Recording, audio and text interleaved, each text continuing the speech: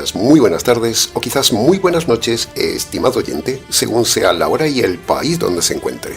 Reciba nuestro característico saludo pastoral al inicio de cada programa, de quien les habla, el pastor bautista Nikos Ricoy, director del programa Encuentros y pastor general de las iglesias del Ministerio Tinajas, emitiendo desde aquí en Valencia, España. Muy bienvenidos una vez más a todos y muchas gracias por estar ahí en nuestro habitual programa semanal Encuentros.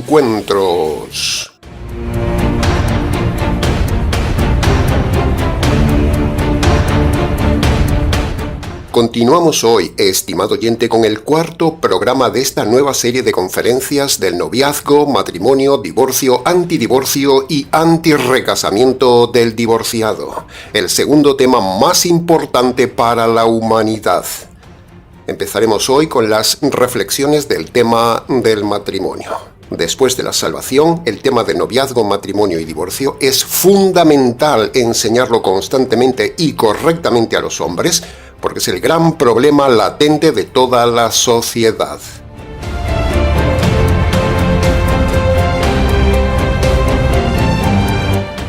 Tal como hemos dicho en el primer programa, estamos enfocando las conferencias no de forma expositiva, como es nuestra costumbre, sino que hemos dado un giro en nuestra metodología de estudio y lo estamos haciendo más bien de forma temática, es decir, comentando los principales temas del noviazgo, matrimonio y divorcio, y lo haremos así en toda la conferencia para su mejor comprensión.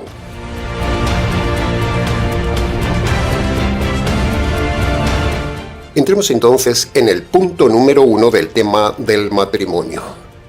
Nada existe por casualidad, estimado oyente. El orden no nace del caos, la belleza no brota de la nada, las leyes no se escriben solas y los sentimientos y los pensamientos no los produce la materia muerta. La creación no es un accidente, no viene de la explosión.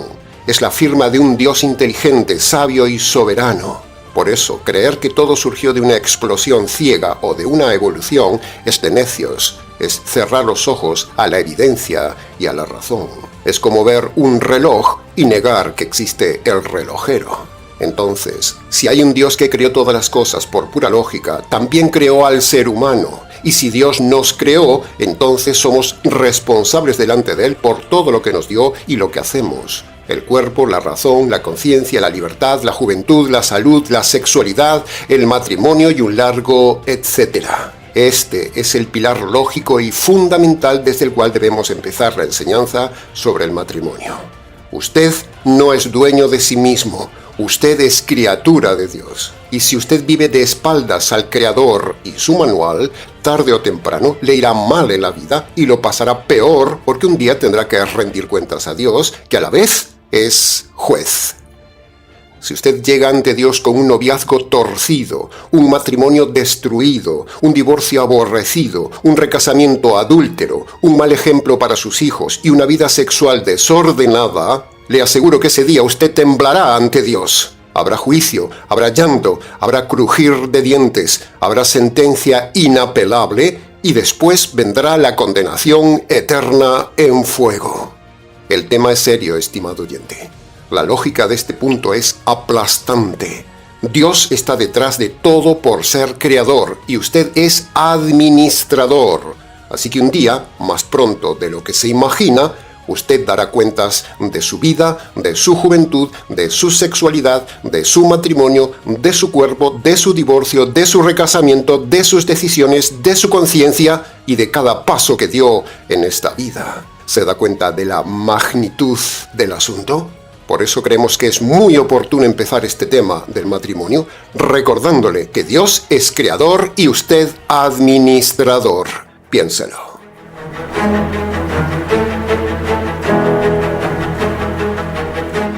Punto número 2.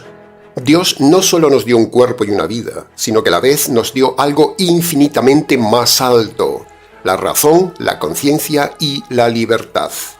Estos tres dones son la corona de la creación humana. Son los regalos que nos distinguen de los animales y nos hacen semejantes a Dios. Estas tres cosas nos elevan por encima de la materia y de los animales. Dios nos dio la razón, la conciencia y la libertad para usarlos antes de un noviazgo, antes y durante el matrimonio, antes de un divorcio y antes de cualquier recasamiento.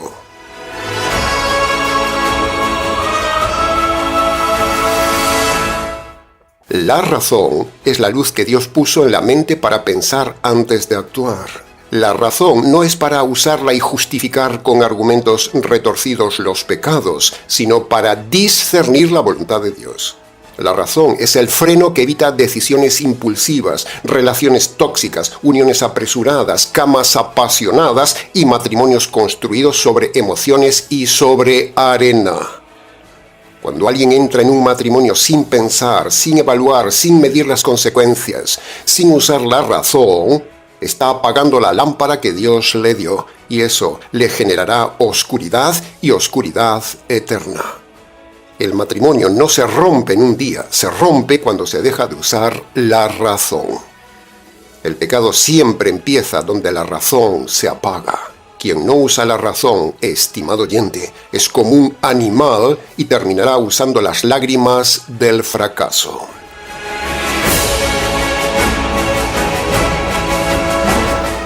La conciencia es la alarma interna que Dios instaló en el alma de todo hombre.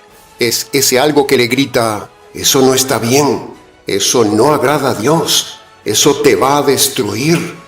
La conciencia grita antes del pecado, grita durante el pecado y llora después del pecado.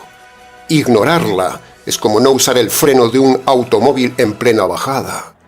La conciencia es el grito de Dios antes del desastre. Escúchela. La conciencia acallada hoy será el testigo que le acusará mañana. Escuche el grito de la conciencia, estimado oyente, escúchela. Escúchela por las noches en el silencio de su habitación, cuando más le grita. Si no escucha la conciencia, escuchará el chasquido del fuego eterno. Y por último, la libertad o el libre albedrío, el don más peligroso y más glorioso que nos dio Dios. Dios nos dio la libertad para demostrarle si le amamos o no.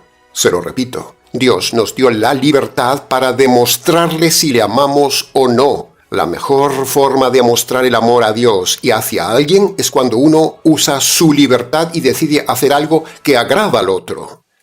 La libertad fue diseñada para obedecer y demostrar el amor, no para pecar como hace el mundo. El mundo quiere la libertad para pecar.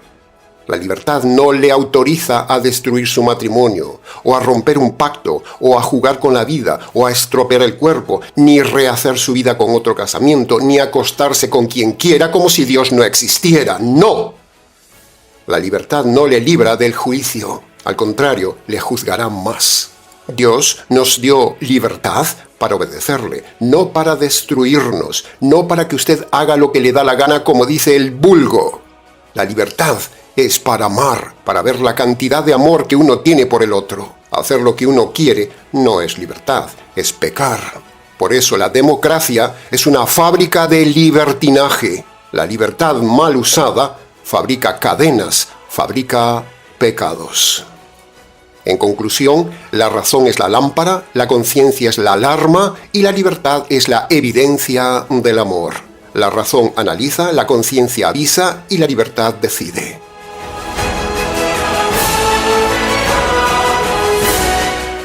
Ahora, antes de cerrar este punto, estimado oyente, le hacemos unas preguntas reflexivas como espada de dos filos. ¿Está usted usando la razón en su actual relación o está dejando que las emociones conduzcan su vida? ¿Está escuchando la voz de la conciencia cuando en la soledad de la noche le grita que algo no está bien? ¿Está usted usando correctamente su libertad o simplemente hace lo que le da la gana sin pensar en las consecuencias eternas? ¿En qué parte de su vida usted no está usando la razón? ¿Qué decisión está tomando hoy que su conciencia ya le advirtió que es peligrosa? ¿Qué libertad está usando para alejarse de Dios en lugar de acercarse a Él? ¿Qué relación, qué secreto, qué hábito suyo no pasaría hoy la prueba de su propia conciencia ni del juicio de Dios? ¿Qué pasaría si Dios revisara hoy su uso de la libertad? ¿Qué diría su conciencia de usted si pudiera hablar en voz alta delante de todos? ¿Qué diría? ¿Qué excusa está usando para no hacer lo que sabe que debe hacer? En fin, para preguntas del tema, escríbanos.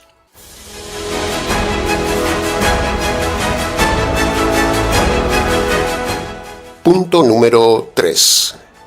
Dios diseñó el matrimonio para ser una de las mayores bendiciones en la tierra. Sí, ha oído bien. No para ser un campo de batalla, sin un refugio. No una carga, sin un regalo. No una prisión, sin un jardín donde dos almas crecen juntas bajo la mirada del Creador. El matrimonio no es un manicomio.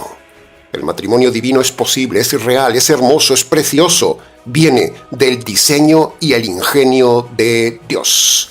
Pero no es automático, tiene un precio, tiene condiciones. Porque toda bendición grande de Dios exige una responsabilidad grande del hombre. Dios promete un matrimonio lleno de paz, respeto, ternura, unidad, intensidad, deleite, complicidad y propósito. Pero esa promesa de Dios se conquista usando la razón, la conciencia y el libre albedrío, con obediencia, con renuncia al ego, con dominio propio, con perdón, con carácter, con decisiones diarias, con el poder del Evangelio y con el manual de Dios. ¿Cuántos matrimonios tienen esto? Yo diría que muy pocos. Muchos quieren un matrimonio celestial viviendo con hábitos terrenales y mundanos. Quieren la dulzura sin sembrar dulzura. Quieren la unidad sin sacrificar orgullo. Quieren la fidelidad sin disciplina. Quieren la bendición sin pagar el precio. Y eso no funciona, estimado oyente. Dios no bendice si usted no obedece. Así de sencillo. Usted puede tener un matrimonio precioso, fuerte, estable, fortificado, un oasis lleno de gozo y de propósito. Esa es la esperanza y el destino que le da la Biblia. Pero debe entender que la calidad de su matrimonio será proporcional a la calidad de su responsabilidad y de su obediencia a la palabra de Dios. Dios no promete lo que usted no cumple. Él no va a construir por usted lo que usted destruye con sus malas decisiones. No. Si usted quiere un matrimonio divino, si usted quiere la restauración de su matrimonio, tendrá que caminar por el camino divino con el manual divino. Es pura lógica. Si quiere la gloria del diseño de Dios, usted tendrá que someterse al Dios del diseño. Esta esperanza de un matrimonio precioso está ahí, al alcance de su mano, pero también está su responsabilidad. Para preguntas del tema, escríbanos.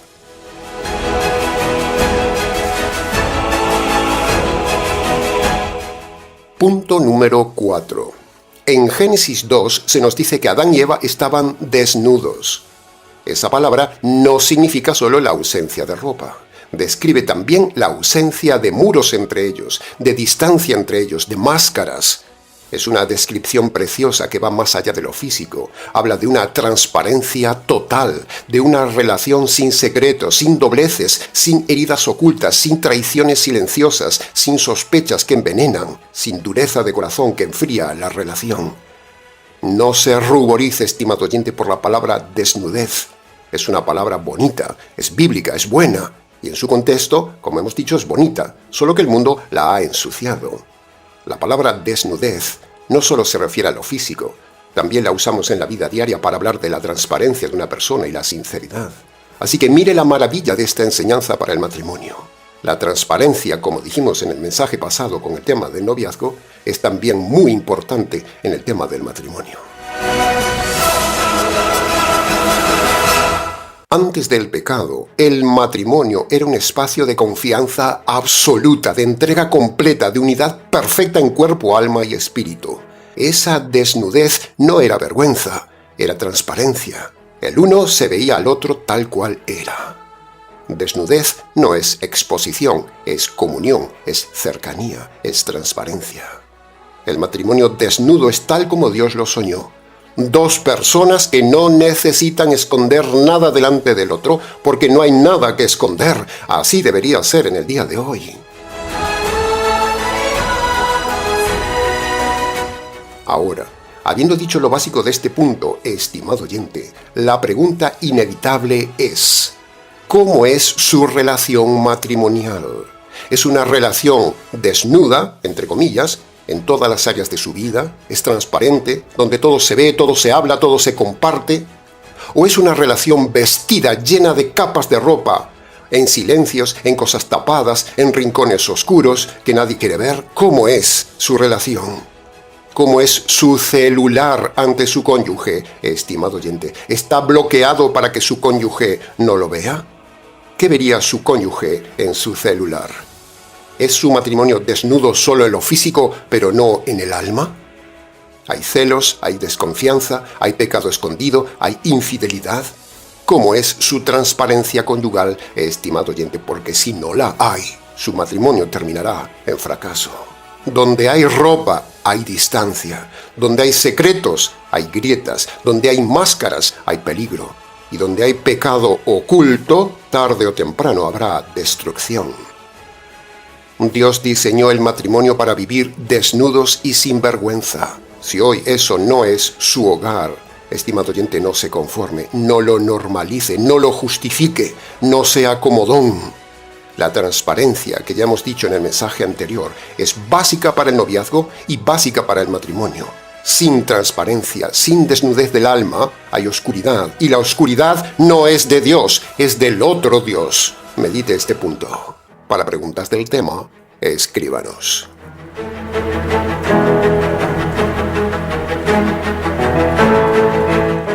Punto número 5. Hablaremos ahora de los 3 elementos para validar un matrimonio ante Dios. Los 3 elementos son, preste atención y apunte por si acaso usted no está bien casado. El primer elemento bíblico es una autoridad social. Dios nunca diseñó el matrimonio como un acuerdo secreto entre 2 personas que se quieren mucho. No. El matrimonio siempre ha tenido una autoridad que lo valida públicamente. En la Biblia, esa autoridad era el padre, el patriarca, el jefe de la tribu, los ancianos, los líderes del pueblo, etcétera, etcétera. Y en el día de hoy, esa autoridad social puede ser el juez, un notario, un abogado e incluso un líder religioso. Porque aquí no se está teniendo en cuenta la doctrina de ese líder, sino la autoridad social que tiene ese líder. Dios quiere que el matrimonio sea visible y reconocido por una autoridad. Un amor que no se atreve a presentarse ante una autoridad es un amor cobarde, y Dios no lo aceptará. El segundo elemento para validar un matrimonio delante de Dios son los testigos del casamiento. El matrimonio es un pacto público, estimado oyente. ¿Por qué? Pues porque los testigos son la memoria viva del compromiso. Son quienes pueden decir: yo estuve allí, yo los escuché, yo los vi, yo soy testigo.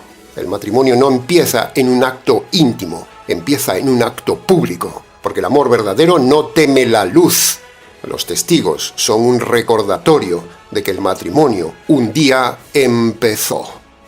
Y el punto número 3 que valida un matrimonio delante de Dios es la promesa mutua, que es el corazón del pacto. La autoridad valida el matrimonio. Los testigos confirman el matrimonio. Y la promesa es la última etapa que sella el matrimonio. Puede haber autoridad y testigos, pero si no hay promesa, no hay matrimonio. La promesa es tan seria para Dios que Dios la sella cuando la escucha y le llama pacto. Y después de la promesa, Dios cierra el candado y tira la llave al fondo del mar.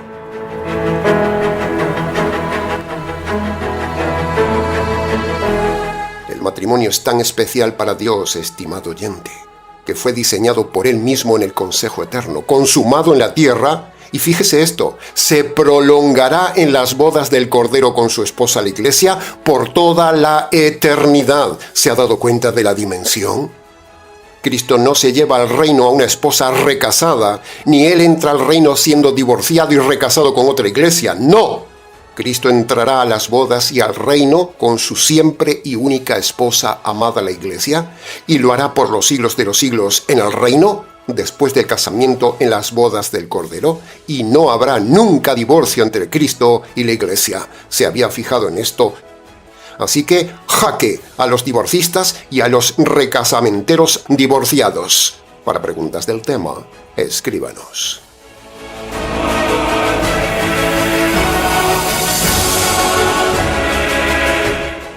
Punto número 6. Hace unos 8.000 años, allá en los albores de la humanidad, Dios pronunció una de las frases más antiguas, más bellas y más determinantes de toda la historia humana. Con esa frase, Dios selló la primera pareja y definió para siempre lo que es un matrimonio ante sus ojos. Dios dijo: serán una sola carne. No es una frase poética, simplemente, es una declaración jurídica divina. El juez declaró eso cuando casó a Adán y Eva. Jesús mismo, el Creador, confirmó siglos después, repitiendo esas mismas palabras en Mateo capítulo 19, cuando dijo: ya no son dos, sino uno solo. Por lo tanto, lo que Dios unió no lo puede separar el hombre. Radical.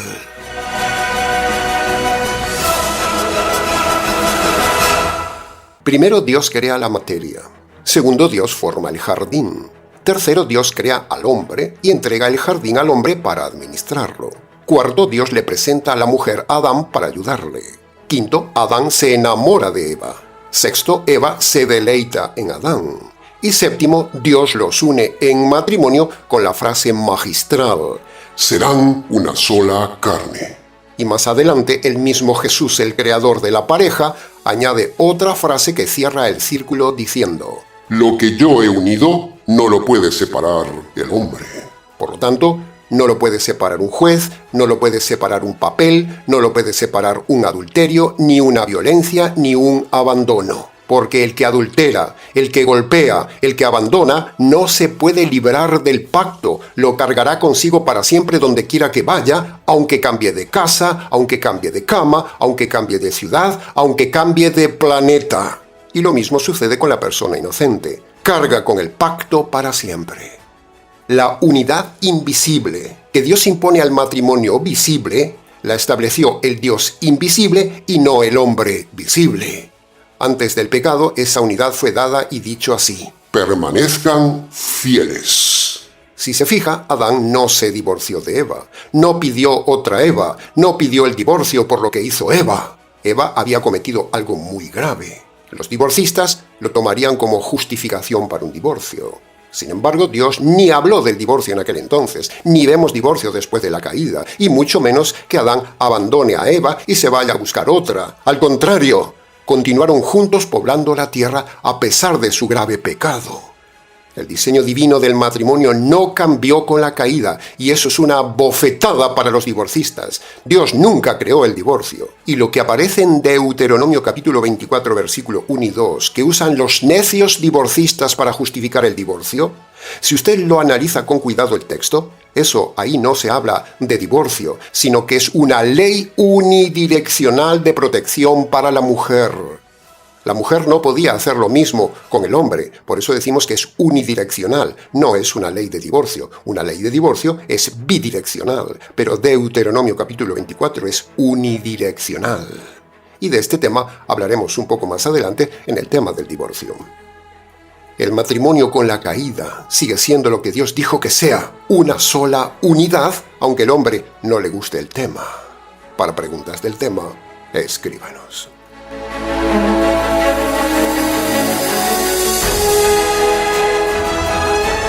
Punto número 7. Antes de la caída, el matrimonio era la expresión más pura de la unidad humana. Era algo maravilloso, un gran diseño de Dios. Dos personas diferentes en unidad. Si lo piensa, es admirable. Adán y Eva no solo estaban unidos entre sí en todo, sino que también había otro factor. Ese matrimonio estaba unido con Dios. El relato dice algo muy bonito. Caminaban juntos a la brisa de la tarde con Dios. No solo compartían la misma alma, la misma meta, la misma cama, el mismo trabajo y disfrutaban de una unidad física perfecta, preciosa y pura. No solo eso, sino que tenían algo que la pareja de hoy no tiene: la relación con el Señor. Y ese es el punto clave. Por lo tanto, el matrimonio es cosa de tres, no de dos. Y aunque parezca una locura predicar esto, es así. Es posible vivir algo así en el día de hoy.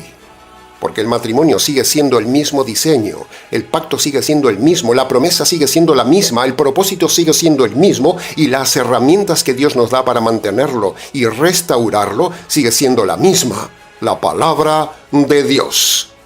Así que, señoras y señores, se puede vivir el matrimonio de Adán y Edén. Aquel primer matrimonio era un modelo envidiable. Y estoy seguro que Adán y Eva le preguntaban cosas sencillas al Señor en aquella inocencia, cuando lo veían venir caminando por la tarde. Señor, qué alegría verte. Gracias que has venido. ¿Sabes una cosa, Señor? Me gusta Eva, es preciosa y es una gran compañía y una gran ayuda. Gracias, Señor, por dármela. Ahora, una pregunta, Señor. ¿Cómo puedo cuidarla mejor? ¿Qué cosas le gustan a Eva para poder sorprenderla? O incluso creo que Adán, como administrador del jardín, le informaba al Señor cómo iban los animales, cómo iba su trabajo de jardinería, e incluso preguntando al Señor cómo le gustaría el diseño del jardín. ¿No le parece una relación preciosa? Pero esa frescura se rompió. ¿Por qué? Bueno, primero por la incomunicación de Eva. A pesar de ser perfecta, actuó sin consultar con el esposo. Rompió una regla básica antes de romper la segunda regla. Rompió la regla de la comunicación con su esposo. Eva tuvo un momento de independencia, se apartó de su esposo y ahí empezó el caos. Y si usted se aparta de su esposo, aparecerá el caos. Pero también debemos juzgar el descuido y la pasividad de Adán, que no protegió ni cuidó a su esposa. La dejó sola, estando aún en un ambiente perfecto.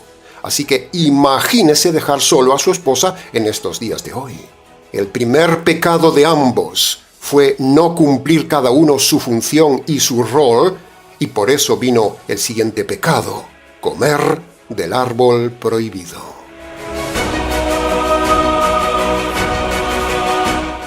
Sin embargo, estimado oyente, no todo está perdido en esta película.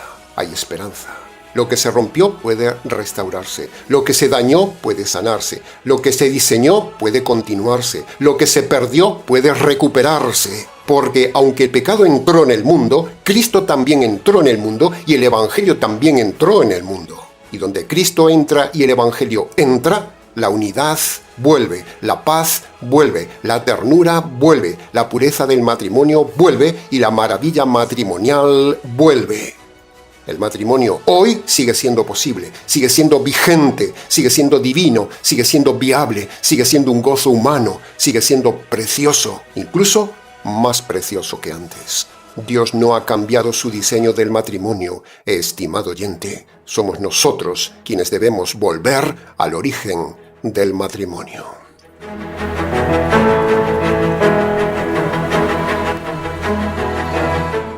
Pero cuando el pecado entró en el mundo, todo cambió. La unidad se fracturó, la transparencia se perdió, la confianza se rompió y aparecen los enemigos. Adán culpa a Eva, Eva culpa a la serpiente, y la armonía se convierte en conflicto igual que hoy. Nada ha cambiado. La culpa es tuya. No, la culpa es tuya. No, la culpa es tuya. Sin embargo, con la caída, el matrimonio no deja de ser un diseño divino. Pero ahora ese diseño está contaminado por la dureza del corazón y por eso el matrimonio necesita leyes algo más estrictas para que funcione. Necesita ayuda pastoral, necesita un manual y necesita el poder del Evangelio. En Edén tenían la palabra audible. Ahora tenemos la palabra escrita. Pero la palabra sigue estando vigente, sea oída o sea escrita. La palabra es la base sólida para sostener el matrimonio. La ignorancia de la palabra de Dios y la dureza del corazón son la raíz de todo fracaso y de todo divorcio, estimado oyente. Para preguntas del tema, escríbanos.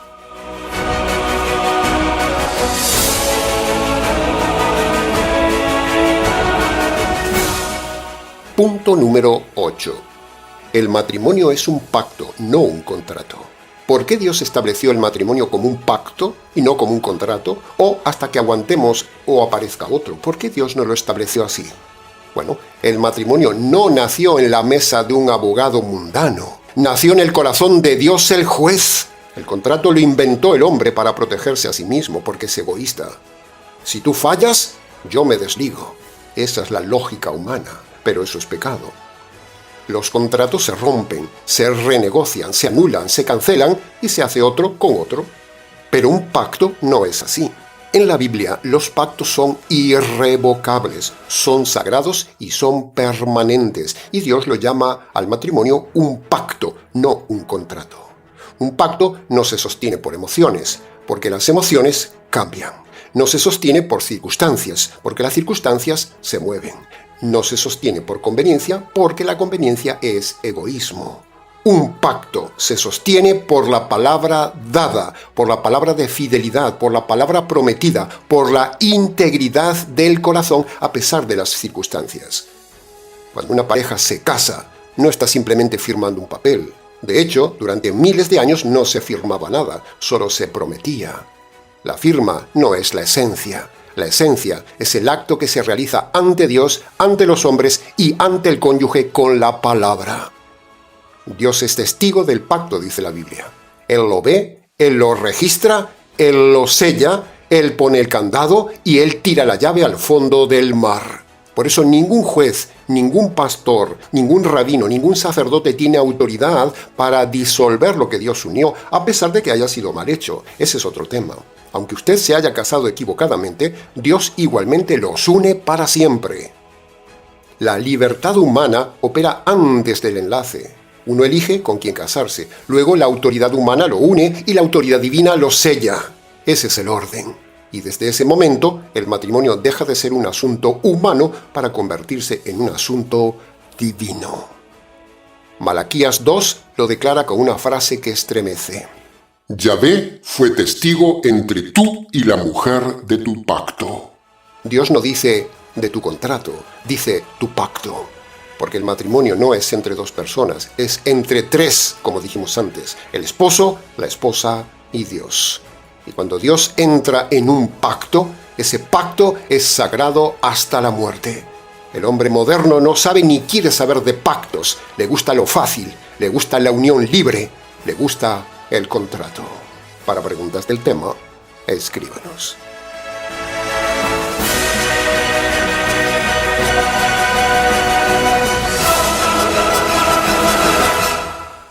Punto número 9. Hablemos ahora de la promesa. La promesa matrimonial no es prometo amarte mientras me hagas feliz, prometo amarte mientras me des cama, prometo amarte mientras todo vaya bien, prometo amarte mientras no aparezca otra, estaré contigo mientras no me falles, te seré fiel mientras no me seas infiel. No es prometer amar hasta que el divorcio nos separe. La promesa matrimonial es absoluta, radical, incondicional y hasta la muerte, estimado oyente. El matrimonio es solo para valientes, como hemos dicho muchas veces. El noviazgo y el matrimonio es solo para valientes, no es para cualquiera. Tener hormonas activas, potentes y latentes no significa que usted tenga que casarse.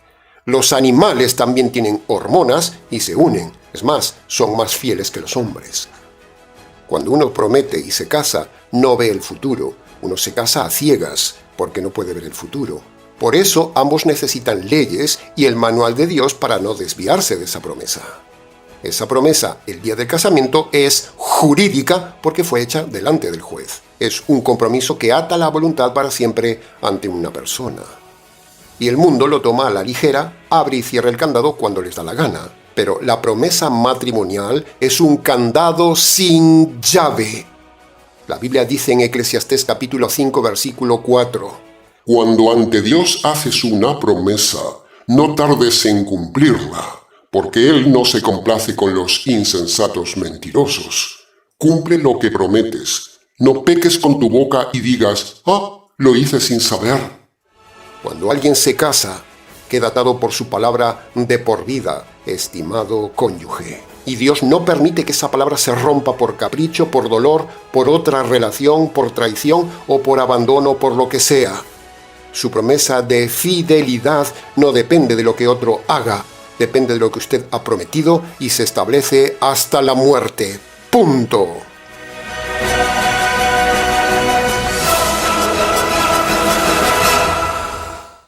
Cristo es el esposo perfecto y es el modelo. Y la iglesia es la esposa imperfecta. Y sin embargo, Cristo nunca se divorcia de su iglesia, nunca la abandona, nunca la traiciona, nunca la cambia por otra, nunca busca una nueva oportunidad.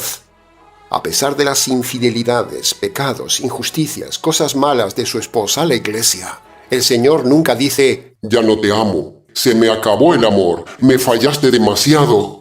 Cristo permanece fiel incluso cuando la iglesia es infiel. Segunda de Timoteo capítulo 2, versículo 13. Aunque fuéramos infieles como iglesia, Cristo el esposo permanecerá fiel. Este punto es irrevocable, señor casamentero, estimado animal idólatra de la cama. Punto.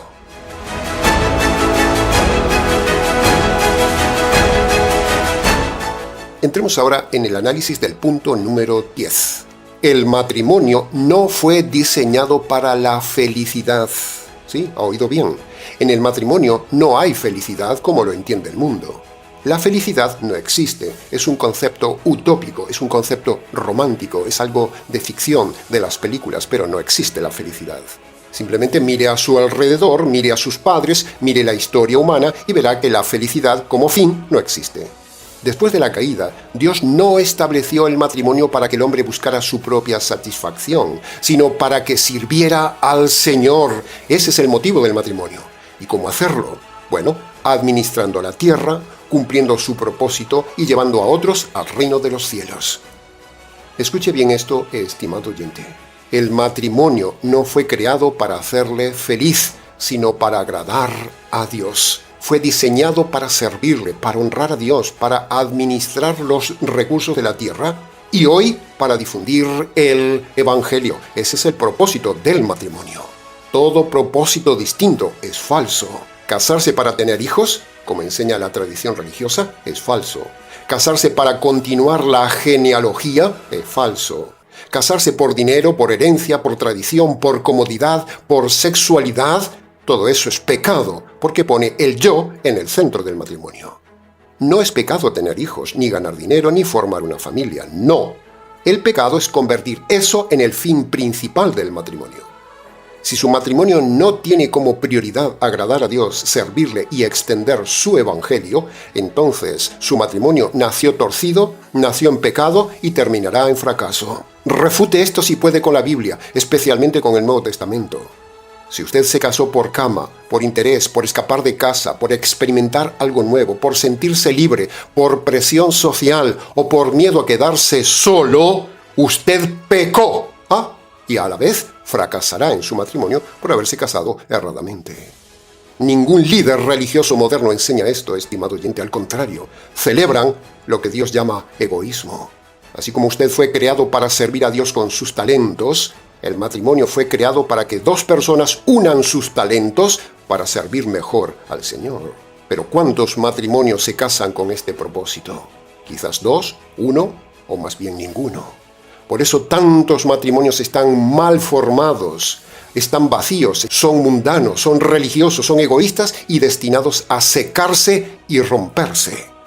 La cama no sostiene un matrimonio, el dinero no sostiene un matrimonio, una familia bonita no sostiene un matrimonio. Lo sostiene caminar juntos con Dios a la brisa de la tarde, como decía Génesis. Si su matrimonio no entra en ese marco, usted está fuera de la voluntad de Dios. Así que la pregunta inevitable es: ¿para qué se casó en su día usted, estimado oyente? ¿Para qué se casó? ¿Para tener una familia? Eso fue pecado. ¿Para tener cama sin culpa? Eso es pecado. ¿Por conveniencia? ¿Por una nacionalidad? ¿Por libertad o por escapar de casa? Eso fue pecado. Uno solo debe casarse por 2 razones. Primero, para servir mejor al Señor. Y segundo, por cumplir los principios universales de Génesis. Así que imagínese, estimado oyente, imagínese cuántos matrimonios mal llamados cristianos están mal casados y en pecado. Quizás el suyo. Si Dios no es el centro de su matrimonio por medio del Evangelio, entonces usted es el centro y eso es pecado. Cuando el yo gobierna, Dios se retira y el matrimonio fracasa. Para preguntas del tema, escríbanos.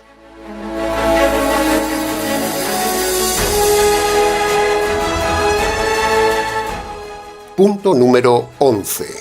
El Padre se casa con Israel y el Hijo se casa con la Iglesia.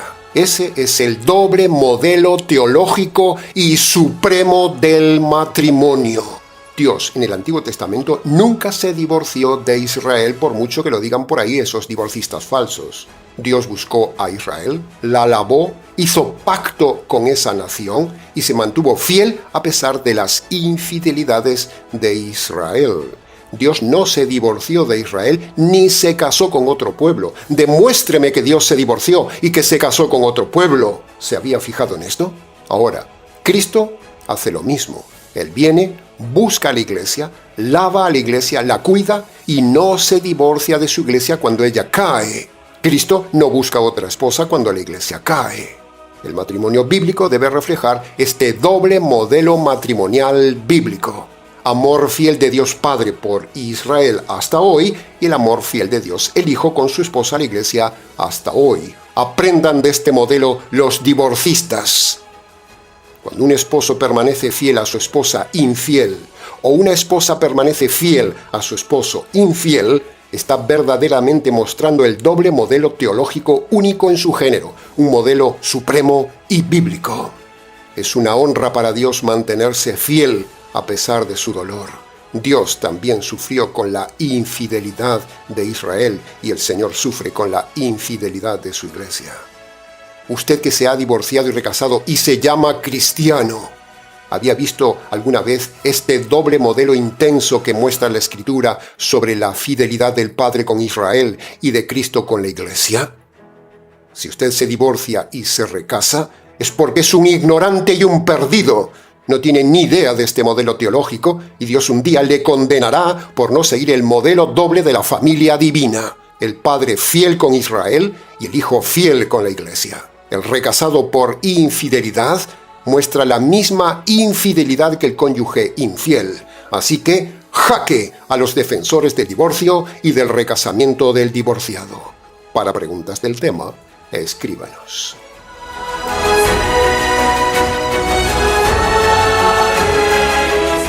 Y punto número 12 del tema del matrimonio. El veredicto espiritual final de este mensaje es: después de años de consejería pastoral, de lágrimas escuchadas, de hogares rotos, de noviazgos torcidos y de matrimonios que se desmoronan, hemos llegado a una conclusión tan simple como devastadora. La raíz de todos estos males es la misma. La raíz de un matrimonio fallido es porque no hay conversión y porque no tienen el verdadero evangelio. Su matrimonio no funciona porque el evangelio de su iglesia no funciona. Y cuando no hay conversión, todo fracasa. Es pura lógica teológica. El convertido no se divorcia. El convertido tiene las cosas muy claras y no usa excusas humanas para romper lo que Dios selló. Por eso, junto con el tema del noviazgo, matrimonio y del divorcio, siempre hacemos correr paralelamente el tema del evangelio. Porque solo el evangelio tiene poder para evitar un noviazgo errado, un matrimonio destrozado, un divorcio odiado y una condenación asegurada. Sin evangelio no hay matrimonio verdadero. Sin evangelio no hay salvación.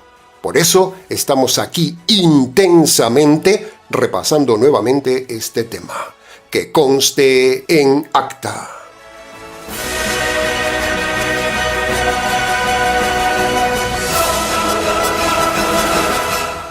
Bien, hasta aquí con el mensaje de hoy. Continuaremos en programas sucesivos con más puntos del tema del matrimonio. Si necesita ayuda, tiene preguntas, quiere analizar su caso o simplemente quiere contactar con nosotros, escríbanos. ministerioTinajas@gmx.es. Y antes de terminar el programa de hoy, les recordamos nuevamente dos cosas. Primero, si se siente identificado con nuestro trabajo pastoral, le animamos a colaborar, a sostener o a ser mecenas del Ministerio Tinajas. Anímese a colaborar con lo que pueda.